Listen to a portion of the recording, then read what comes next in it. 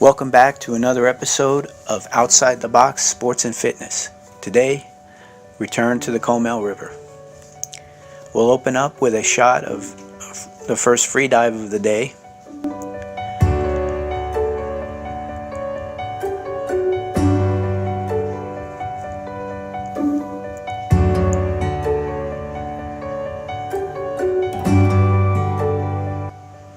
And as usual, we're picking up some cans along the way.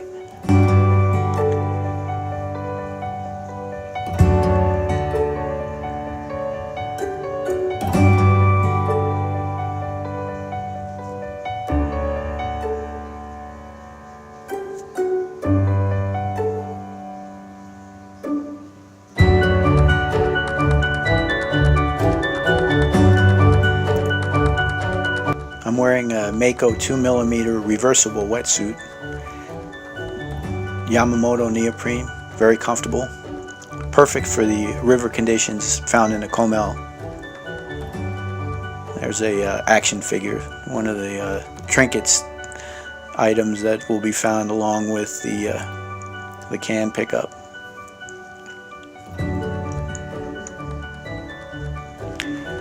The neoprene, the 2mm neoprene, is about perfect for the water temperatures found in the Comal, which are a steady, constant 72 degrees Fahrenheit throughout the year because of the spring-fed nature of the river, which emanates from the Edwards Aquifer.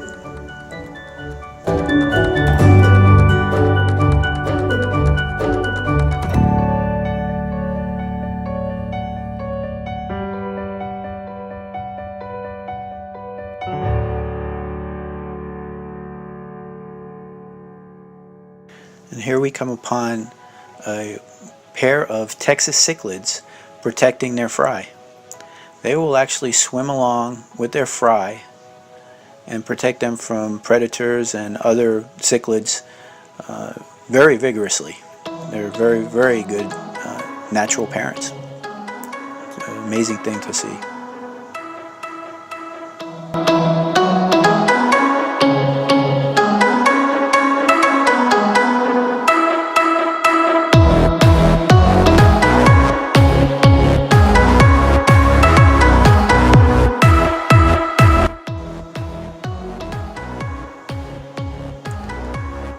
And back into the diving part of the video. This is a combination of free diving and dynamic apnea. I like to do a breathe up on these dives, a mini breathe up, because there is multiple dives. And breathe up consists of a relaxed exhalation and a deep breath, and then sipping air until your lungs feel full, and then proceeding with the dive. It's a little more complicated than that, but for my purposes, I like to keep things simple. That's how I like to do it. Resting after a dive, or surface time, really, and you want to keep your surface time at least as long as whatever the dive was. So if you dive for 30 seconds or 50 seconds, stay on the surface at least that long before diving again. And that will help prevent carbon dioxide buildup.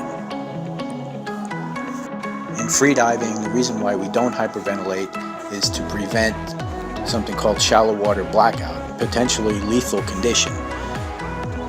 Shallow water blackout occurs secondary to hyperventilation because the carbon dioxide levels in the body are reduced by hyperventilating. Carbon dioxide is what gives us the drive or the impulse to breathe. So when the carbon dioxide level is built up, you are signaled to surface because you have that severe discomfort and the need to breathe. By hyperventilating and reducing that carbon dioxide buildup, that need to breathe will come too late, and the oxygen store will be depleted before you have that overwhelming desire to breathe, usually just below the surface. Now we're back up by Landa Falls. This is technically the start of the river. This is about the earliest that you can get on the river if you want to do the full length. And and that's from the bank of the where the falls are. And we'll start, the current is actually probably strongest there than any other part of the river. I'm using a mesh bag to collect the cans in a positive way. My lovely wife, Ladette. And we see some of the wildlife. The crayfish are back out, and quite a few in number. And also one of the local turtles.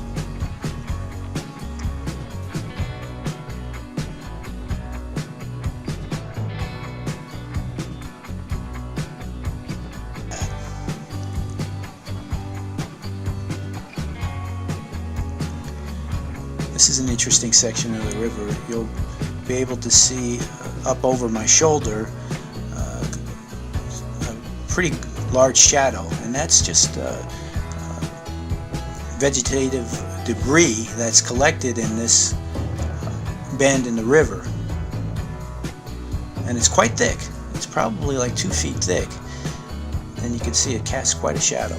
And I like to swim under there, and then looking ahead, I can see the opening, and I'll check up to make sure I'm going to clear the debris and then head to the surface.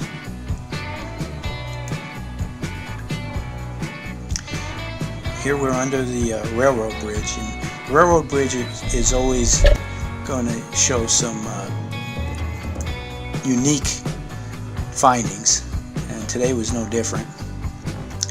The first one we're going to take a look at, they were doing some repair on the track, and you can see this actually fell in. I don't know if that was an old one. I'd say from the rust it was probably something they replaced, and it fell in, and it'll be sitting there. That'll make for a good workout, moving that, because it'll still be there next time we're there, and I'll go down, dive on it, and move it.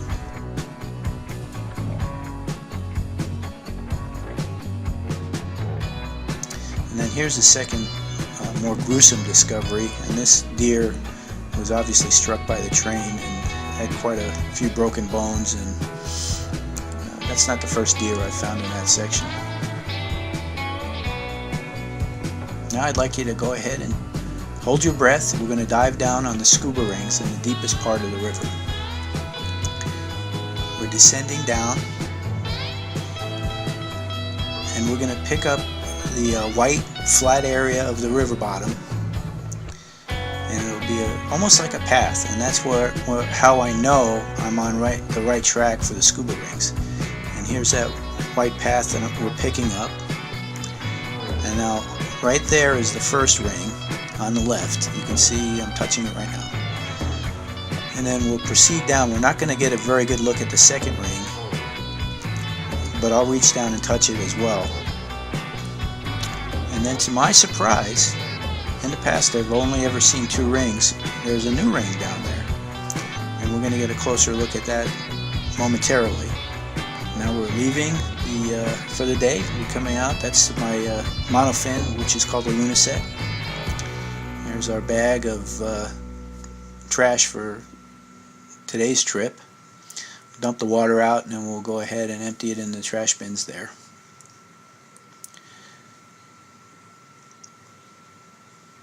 I hope you enjoyed the video, and I want to thank you very much for watching. Until next time, I sincerely wish you having a great day, and I hope you can get out and enjoy the activities that you love, that make you feel young and healthy. Again, have a great day, and thank you.